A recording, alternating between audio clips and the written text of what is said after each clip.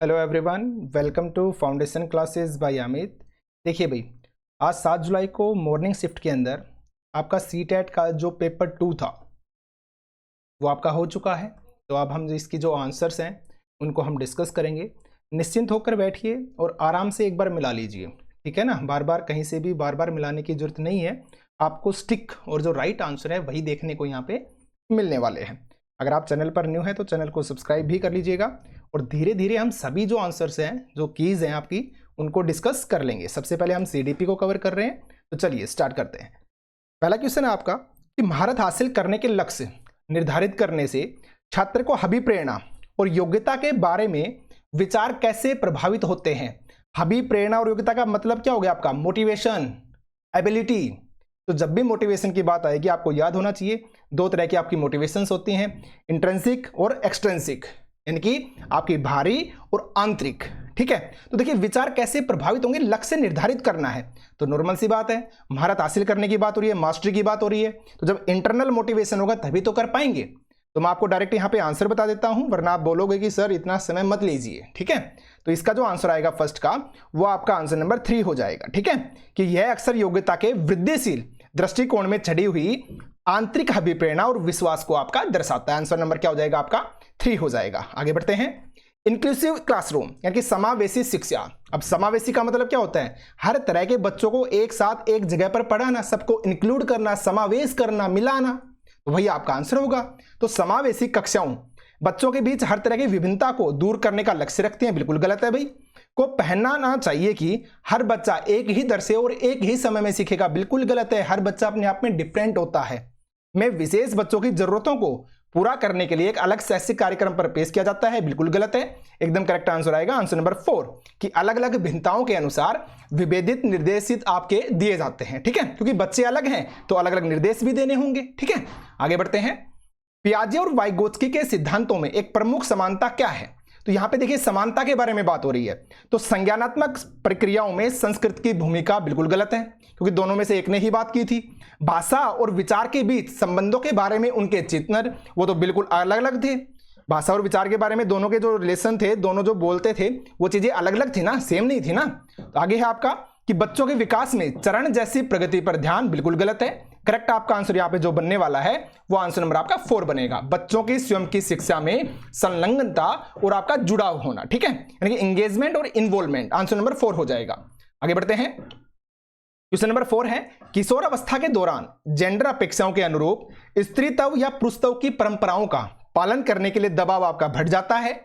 Gender और gender भूमिकाएं जैविक रूप से आपकी निर्धारित की जाती हैं। तो देखो पहली वाली बात तो आपकी कहीं ना कहीं सही है कि किशोर अवस्था के दौरान जो होते हैं तो जेंडर जो अपेक्षाएं हैं, स्त्रीत्व या पुरुषत्व की परंपराओं का पालन करने के लिए जो दबाव है उनके ऊपर बिल्कुल बढ़ जाता है। लेकिन जो आर है, कारण आपका गलत है। जेंडर और जेंडर भूमिकाएं हैं जैविक रूप से नहीं। हमने पढ़ा है कि जेंडर कौन निर्धारित करता है? हमारी सोसाइटी, हमारा जो समाज है वो निर्धारित करता है। तो इसलिए यहां पे जो करेक्ट आपका आंसर बनेगा ए आपका सही है, लेकिन आर क्या हो जाएगा? आपका बिल्कुल ही गलत हो जाएगा। ठीक है, आगे चलते हैं। एशियाई संस्कृतियों में जो सामाजिक सद्भावना पर जोर देते हैं, क्रोध की अभिव्यक्ति को हतोत्साहित किया जाता है और श्रम को प्रोत्साहित किया जाता है। ठीक है, ये आपका कारण क्या दे रखा है कि भावनाएं व्यक्तिपरक हैं और सीखने में कोई भूमिका नहीं निभाती हैं। ये तो आपका बिल्कुल ही गलत हो गया। ठीक है, ये तो आपका हो ही नहीं सकता है। ठीक है, तो यहां पे जो करेक्ट आंसर क्या बनेगा आपका? यहां पे आपका आंसर हो जाएगा ए आपका बिल्कुल ही सही है, लेकिन आर क्या है आपका? गलत है। यानी कि ए सही लेकिन आर गलत है। इनके आंसर क्या होगा आपका? आंसर नंबर 4 हो जाएगा। ठीक है, आगे बढ़ते हैं। नेक्स्ट आपका लॉरेंस कोलबर्ग ने बच्चों के नैतिक विकास का अध्ययन करने के लिए किस विधि का प्रयोग किया है? तो प्रायोगिक विधि, मात्रात्मक शोध कार्य विधि, या फिर बच्चों के सामने नैतिक द्विधाएं रखना और अन्य क्रियाओं की समालोचना करना। बिल्कुल राइट है, आंसर नंबर 3। आपने हिंज डायलेमा आपने पढ़ा होगा, वहां पे दुविधाएं होती हैं जो बच्चों के सामने रखी गई, उनके फिर एक तरह से उनसे डिस्कशन किया गया इस बारे में। आपको पता होगा ना हिंज डायलेमा जो स्टोरी है उनकी, लॉरेंस कोलबर्ग की। तो करेक्ट आंसर बनेगा आपका आंसर नंबर 3। आगे बढ़ते हैं। लेव वाइगोत्स्की के अनुसार भाषा और विचार के बीच में क्या संबंध है? तो भाषा और विचार विकास की जटिल विनिमय प्रक्रियाएं हैं। भाषा विचार को आकार नहीं देती है, विचार भाषा को आकार देते हैं और भाषा और विचार एक दूसरे से स्वतंत्र है, ये तो बिल्कुल नहीं हो सकता है। भाषा विचार को आकार नहीं देती है, ये भी नहीं हो सकता है भाई। इसमें कंफ्यूजन है, मैं आपको एग्जैक्ट बता रहा हूं। तो यहां पे 1 और 3 दोनों में से आपका हो सकता है, या तो 1 या फिर 3, इन दोनों में कंफ्यूजन है, तो इसको आप कंफ्यूजन के अंदर लगा लीजिएगा, ठीक है। आगे बढ़ते हैं। भावनाओं, व्यक्तित्व और सामाजिक संबंधों में परिवर्तन और स्थिरता किस विकास में आपकी शामिल है? तो यहां पे देखो, जब भी भावनाओं के बारे में बात आएगी, व्यक्तित्व के बारे में बात आएगी और सामाजिक संबंधों के बारे में बात आएगी, तो किसके बारे में जाएंगे आप जाएंगे मनोसामाजिक विकास के साथ।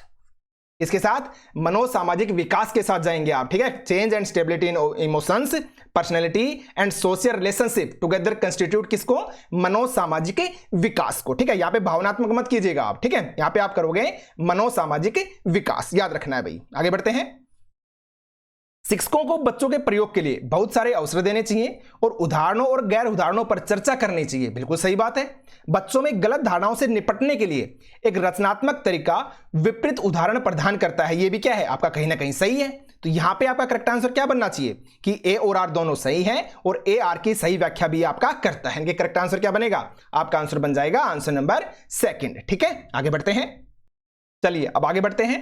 नेक्स्ट है आपका कि पठन वैकल्य से जूझ रहे छात्रों को पढ़ना सिखाया जा सकता है कैसे? देखो पठन है, क्योंकि पढ़ने में बच्चे को दिक्कत आ रही है, ठीक है। और अगर पढ़ने में बच्चे को दिक्कत आ रही है तो वो कैसे सुधारी जा सकती है भाई? हो सकता है वो अच्छे तरीके से बोल नहीं पा रहा हो, उसे एक थेरेपी की जरूरत हो अच्छे से, तो वो कैसे सुधारा जा सकता है? देखिए आप अनुकूलन की अनुबंधन विधि के माध्यम से, या फिर व्यवस्थित ध्वन्यात्मक प्रशिक्षण के माध्यम से, उच्च ग्रेड स्तर के पठन ग्रंथ प्रदान करके, ये तो बिल्कुल नहीं हो सकता।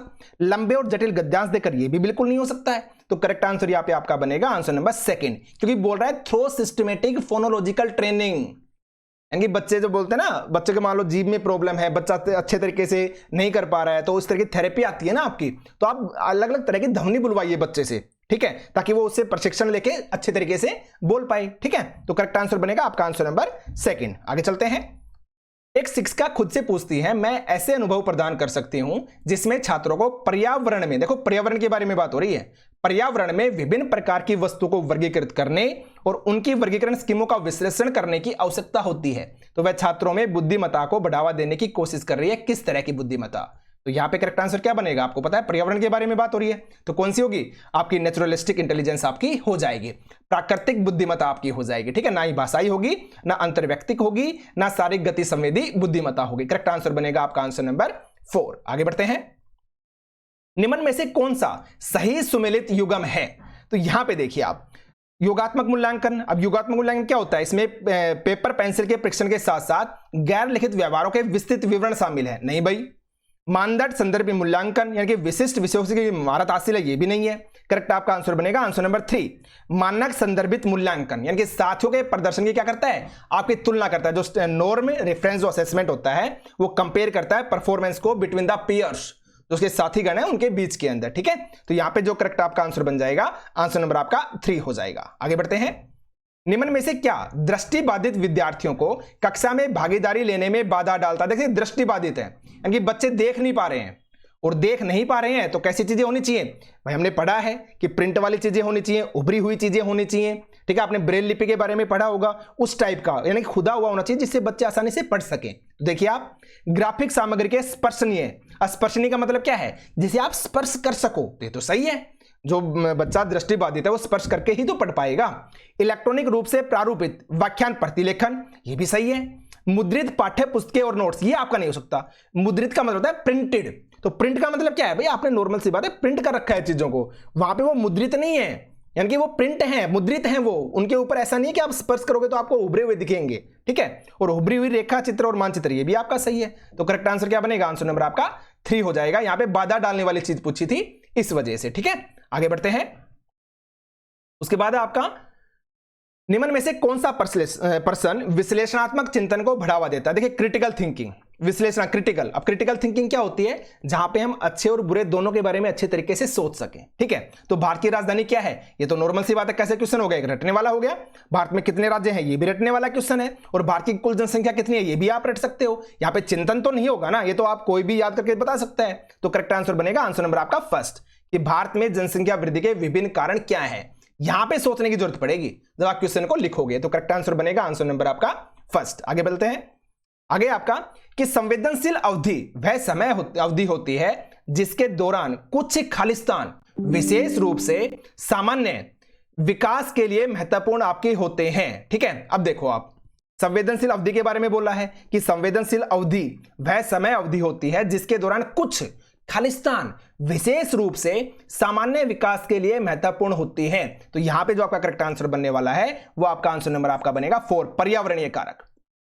क्योंकि नॉर्मल सी बात है, एक विशिष्ट बोलते हैं ना, जैसे कॉलेज टाइम में हम जाते हैं कॉलेज के अंदर तो बोलते हैं ना कि वो एज एक ऐसी होती है, वो एक इतनी संवेदनशील अवधि है, उस समय अगर बच्चा गलत लाइन में चला गया तो वो गलत लाइन में ही जाएगा आगे, बोल देते हैं ना हम। तो वो टाइम पीरियड, तो वो संवेदनशील अवधि तो कैसा है, वो पर्यावरण के अंदर है। तो पर्यावरण कारक क्या हो जाएगा, आपका आंसर हो जाएगा। आगे देखते हैं, शिक्षकों को शिक्षार्थियों के बीच व्यक्तिगत विभिन्नताओं का सम्मान करना चाहिए और सभी शिक्षार्थियों की आवश्यकता के अनुसार अपने शिक्षण को समायोजित करना चाहिए। ये तो बिल्कुल कहीं ना कहीं सही लग रहा है आपको, बिल्कुल राइट है। शिक्षकों की विविध पृष्ठभूमि के शिक्षार्थियों को पढ़ाते समय उनके बीच सहयोग, समूह कार्य और बातचीत से बचना चाहिए। ये गलत है भाई, बचना नहीं चाहिए, उनका तो जवाब देना चाहिए ताकि बच्चे अच्छे से सीख पाए। तो इसलिए ए आपका सही होगा और आपका आर क्या हो जाएगा, गलत है भाई। तो ए आपका सही है लेकिन आर क्या है आपका गलत है। तो करेक्ट आंसर बनेगा आंसर नंबर 4। आगे बढ़ते हैं, नेक्स्ट आपका कि जीन पियाजे के अनुसार बच्चे वयस्कों से किस प्रकार भिन्न होते हैं। देखिए इसका तो सबको पता है, इतनी बार आपने किया भी होगा अच्छे से। तो इसका जो करेक्ट आंसर बनने वाला है, आंसर आपका डायरेक्ट बनेगा 4 कि बच्चों की सोच वयस्कों से गुणात्मक रूप से भिन्न होती है। कैसे होती है, गुणात्मक रूप से भिन्न। तो करेक्ट आंसर बनेगा 17 का 4 आपका। नेक्स्ट है, स्कूलों को उस ढांचे के भीतर कार्य करना चाहिए जो तैयार उत्पाद और सीखने के परिणामों का आकलन करते हैं। सीखना पक्के तौर पर अनुक्रमिक और पदानुक्रमिक आपका होता है। तो ये पूछा है कि अभिकेतन और कारण वाला ही क्वेश्चन है। तो यहां पे करेक्ट आंसर क्या बनने वाला है, ये आपसे पूछा गया है। सीधी सिंपल सा है, दोनों ही आपके गलत हैं क्योंकि तैयार उत्पाद नहीं होते हैं, नॉर्मल सी बात है, ये लगातार आपके चलते रहते हैं, कंटिन्यू हम स्टडी करते हैं। तो ये आपका ए वाला भी गलत हो गया और अनुक्रमिक और पदानुक्रमिक होते हैं, ये भी आपका गलत हो गया क्योंकि टाइटली बोला है, टाइटली यानी कि स्ट्रिक्ट रूप पे पक्के तौर पर नहीं, चीजें फ्लेक्सिबल होती हैं। तो इसलिए दोनों ही क्या हो गए आपके गलत हो गए। तो ए और आर दोनों ही आपके क्या है, बिल्कुल ही गलत आंसर है। आगे बढ़ते हैं, नेक्स्ट है आपका कि निम्नलिखित में से कौन सा सवलीनता के संदर्भ में सही है। सवलीनता का मतलब क्या हो गया आपका, ऑटिज्म। ठीक है, ऑटिज्म। तो देखिए आप, सवलीनता का इलाज किया जा सकता है, उम्र के साथ इसमें सुधार आता है। भाई कहीं ना कहीं ये भी आपका सही है, बिल्कुल सही है। सवलीनता वाले सभी लोगों में कम से कम एक विशेष कौशल होता है, ऐसा कुछ जरूरी नहीं है भाई। सवलीनता एक तंत्रिकीय विकासात्मक विकार है, ये भी आपका कहीं ना कहीं सही है। और सवलीनता केवल वातावरणीय कारकों के कारण होता है, ये आपका गलत है भाई। जन्मजात भी तो आपका हो सकता है ना। तो करेक्ट आपका आंसर या तो ए मिलेगा या 3 मिलेगा, दोनों में ही डाउट है। तो इसको भी आप डाउट के अंदर ले लीजिएगा। ठीक है, आगे बढ़ते हैं, रचनावादी शिक्षण विद्यार्थियों को खालिस्तान अधिगम की ओर ले जाता है। बिल्कुल आसान है भाई, रचनावादी कंस्ट्रक्टिविज्म तो नॉर्मल सी बात है, खोजादारी, यानी कि बच्चे लर्निंग बाय डूइंग करेंगे। ठीक है, वो खींचेंगे, वो डिस्कवरी करेंगे नई नई चीजों की। तो बिल्कुल राइट है, आंसर सेकंड हो जाएगा। नेक्स्ट है, जीन पियाजे के संज्ञानात्मक विकास का सिद्धांत यह बताता है कि शिक्षण का बल गतिविधि के परिणाम पर होना चाहिए, न कि सोचने की प्रक्रिया पर। व्यवहार को दंड और पुरस्कार के माध्यम से अनुकूलित किया जाना चाहिए। अवधारणा को जटिल से सरल के क्रम में सिखाया जाना चाहिए और पाठ्यक्रम को बच्चों के आयु समूह व चरण को ध्यान में रखकर तैयार किया जाना चाहिए। बिल्कुल राइट आंसर होगा आपका आंसर नंबर 4, क्योंकि जटिल से सरल नहीं, हमेशा सीखना चाहिए हमें सरल से जटिल की तरफ। पहले जो आता है उसको रिवाइज कीजिए, देन आप नई चीजों को सीखिए जिनके बारे में आपको नहीं पता है। तो करेक्ट आंसर यहां पे आपका आंसर नंबर 4 बनेगा भाई। आगे चलते हैं, प्रगतिशील शिक्षा में बच्चों को किस तरह देखा जाता है। तो नॉर्मल सी बात है, प्रगतिशील शिक्षा के बारे में बात हो रही है, प्रोग्रेसिव एजुकेशन के बारे में जॉन डेवी आपको तुरंत याद आएंगे। तो किसकी बात हो रही है यहाँ पे, ज्ञानवर्धक और अर्थ की रचना करने वाले। भाई बच्चे कंस्ट्रक्टिविज्म पे जोर देंगे, नई नई चीजों को सीखेंगे। तो प्रगतिशील शिक्षा किस पे बात करेगी, ज्ञानवर्धक होगी और अर्थ की रचना करने वाले को क्या करेगी, बच्चों की तरफ देखा जाएगा। ठीक है, तो आंसर 4 हो जाएगा आपका। नेक्स्ट है, रमा एक शिक्षिका है जो वाइगोत्स्की के सिद्धांत को अपनी कक्षा में लागू कर रही है और वह एक चुनौतीपूर्ण कार्य को पूरा करने के लिए अपने छात्रों को समूह में काम करने के लिए नियुक्त करती है, यानी कि समूह में। ठीक है, कोलैबोरेटिव लर्निंग। ठीक है, कार्य के दौरान एक छात्र एक महत्वपूर्ण संकल्पना को समझने के लिए संघर्ष करता है।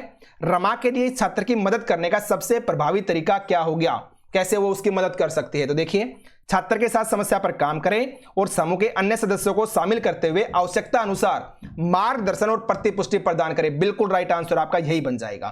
ना ही आपका सेकंड होगा, ना थर्ड और ना ही आपका फोर्थ। क्योंकि देखिए छात्रों को समस्या का उत्तर प्रदान करें, उत्तर प्रदान नहीं करना, बच्चे सीखें, उसे प्रोत्साहित कीजिए, खुद करने का प्रयास करने दीजिए, छात्रों को समस्या को स्वयं हल करने का प्रयास करने के लिए प्रोत्साहित करें। बिल्कुल राइट है, लेकिन सबसे बेस्ट आपका फर्स्ट वाला बनेगा। ठीक है, याद रखेंगे आप। नेक्स्ट है, किस अधिगम की रणनीति में बच्चों द्वारा दूसरों को सिखाना शामिल है जो उन्होंने सीखा है? ये तो नॉर्मल सी बात हो गया भाई, रेसिप्रोकल टीचिंग कहां पे है? देखिए आप आंसर नंबर फर्स्ट में, यानी कि पारस्परिक शिक्षण, यानी कि जब आप भी बच्चों को कुछ सिखा रहे हो लेकिन साथ में आप बच्चों से भी कुछ सीख रहे हो, उल्टा हो रहा है, तो पारस्परिक शिक्षण आपका हो जाएगा। नेक्स्ट है, छात्रों के विविध समूह को पूरा करने के लिए निम्न में से कौन सा सांस्कृतिक रूप से उत्तरदायी शिक्षण का सही वर्णन करता है? देखिए विविध समूहों को पूरा करने के लिए बोल रहा है ये, तो इंटेंशनल हो गया, अडेप्टिव हो गया, डिफरेंशिएटेड हो गया और स्टैंडर्डाइज हो गया। देखिए मानकीकृत आपका नहीं होता है, यानी कि फोर्थ वाला आपका नहीं होगा, तो इसमें भी फोर्थ है, इसमें भी फोर्थ है, तो करेक्ट आपका यहां पर आंसर जो बनेगा, आंसर नंबर आपका 4 हो जाएगा। यानी कि 1, 2 और 3, यानी कि फर्स्ट वाला, सेकंड वाला, ये तीनों सही है, तो इस वजह से आंसर बनेगा आपका आंसर नंबर 4,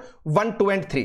अब नेक्स्ट आपका कि विद्यार्थियों में समालोचनात्मक चिंतन को विकसित करने के लिए एक शिक्षक को ऐसे सवालों से बचना चाहिए जिसमें विवेचन और विश्लेषण की आवश्यकता हो। बिल्कुल रहता है, बचना नहीं है, जवाब देना है बच्चों का। केवल ऐसे ही सवाल पूछने चाहिए जिनका एक ही उत्तर, बिल्कुल गलत है। अगर सिर्फ एक उत्तर वाले क्वेश्चंस होंगे उसमें क्रिटिकल थिंकिंग कैसे होगी, बच्चे अलग अलग तरीके से कैसे सोच पाएंगे? तो ये भी नहीं है। विद्यार्थियों को उनके संदेह और सवाल पूछने के लिए प्रोत्साहित करना चाहिए और ऐसे सवाल देने चाहिए जिनमें निष्कर्ष और आपकी व्याख्याएं शामिल होते हैं। तो देखिए यहां पे करेक्ट आंसर क्या बनेगा आपका? आंसर नंबर 4 बनेगा। यहां पे अतोत्साहित बोल रहा है, प्रोत्साहित नहीं, अतोत्साहित, तो ये भी गलत हो गया। करेक्ट आंसर बनेगा आपका आंसर नंबर 4। आगे बढ़ते हैं।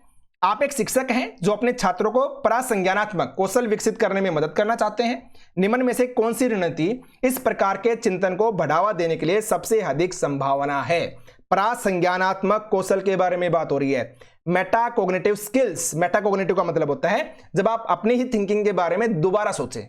ठीक है, मेटाकोग्निट, ठीक है, याद रखेंगे आप। तो देखिए आप, गृह कार्य सौंपना जिसके लिए याद रखने और याद करने की जरूरत होती है, छात्रों को उनके प्रदर्शन पर गुणात्मक प्रतिपुष्टि के बजाय अंक देना, छात्रों को अपने स्वयं के सीखने और सोचने की प्रक्रिया पर विचार करने के लिए प्रोत्साहित करना। मैंने अभी आपको बताया ना, मेटाकोग्निशन का मतलब ही होता है, मैं दोबारा लिख देता हूं, मेटाकोग्निशन।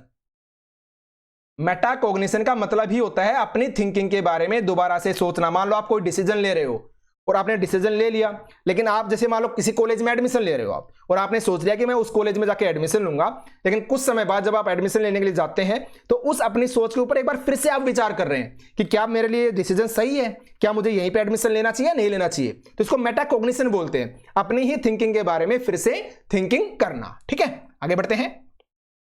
नेक्स्ट आपका, छात्रों के लिए कक्षा में प्रतिक्रिया सबसे अधिक प्रभावी होती है जब यह वर्ष के अंत में परीक्षण और परीक्षा पर केंद्रित है, गलत है भाई। यह छात्रों को तुलनात्मक श्रेणी प्रदान करता है, गलत है। यह सीखने की गतिविधि के दौरान और पश्चात भी होता है, बिल्कुल ये आपका राइट है। नॉर्मल सी बात है, जो प्रतिक्रिया है, जो फीडबैक है, वो कब होना चाहिए? सीखने के दौरान भी होना चाहिए और बाद में भी चलना चाहिए। प्रॉब्लम क्या है? ठीक है, तो करेक्ट आंसर बनेगा आपका आंसर नंबर 3। आगे बढ़ते हैं। नेक्स्ट है, शिक्षकों को विद्यार्थियों के बीच बहस, चर्चा और सहयोग को प्रोत्साहित करना चाहिए, बिल्कुल राइट है भाई। बहस का मतलब यहाँ पे क्या है? वो बहस नहीं है, लड़ाई वाली बहस नहीं है, यहाँ पे हो रहा है डिस्कशन के बारे में बात हो रही है, चर्चा, डिस्कशन, बहस। ठीक है, ज्ञान उत्पादन एक निष्क्रिय प्रक्रिया, यहीं पे गलत हो गया, निष्क्रिय थोड़ी है, सक्रिय होता है भाई। तो इसलिए ए आपका सही हो जाएगा और आर क्या हो जाएगा? आपका गलत हो जाएगा। कहां पे देख लीजिए, ए सही है लेकिन आर क्या है आपका? गलत है। तो करेक्ट आंसर बनेगा आंसर नंबर 4। आगे बढ़ते हैं। सुनीता एक 12 वर्षीय लड़की विशेष संगीतीय क्षमता रखती है। संगीत आप समझ गए ना, संगीत म्यूजिक से संबंधित। उसके माता पिता दोनों ही निपुण गायक हैं और वे सुनीता को अपनी आवाज को और बेहतर करने के लिए प्रशिक्षण कक्षा में भेज रहे हैं। सुनीता की यह क्षमता संभावित रूप से किन कारकों के अंतःक्रिया का परिणाम है? भाई नॉर्मल सी बात है, उसके माता पिता खुद एक निपुण गायक हैं, तो हेरिडिटी आ गई बच्चे के अंदर, सुनीता के अंदर हेरिडिटी तो आ गई क्योंकि उसके माता पिता खुद भी तो गायक हैं। तो जन्म से नॉर्मल सी बात है, कुछ गुण उसे अपने माता पिता से मिल गए और कुछ वो प्रशिक्षण लेने किसी कक्षा में जा रही है। तो कक्षा में जाने का मतलब क्या हो गया? एनवायरमेंट शामिल हो गया। तो हेरिडिटी और एनवायरमेंट वाला क्या हो जाएगा? आपका आंसर हो जाएगा। तो हेरिडिटी एंड एनवायरमेंट यानी कि आंसर हो जाएगा आपका आंसर नंबर 4। ठीक है, तो ये आपके सीडीपी की आंसर की थी। इसी तरीके से बाकी भी आएंगी। तो अगर आपने चैनल को सब्सक्राइब नहीं किया तो चैनल को सब्सक्राइब कर लीजिएगा। कमेंट सेक्शन में जो भी आपको डिस्कशन करना है, जो भी आपको बताना है, आप बता सकते हैं। उसी तरीके से हम चीजों को कर लेंगे। तो सेशन में इतना ही। Thank you.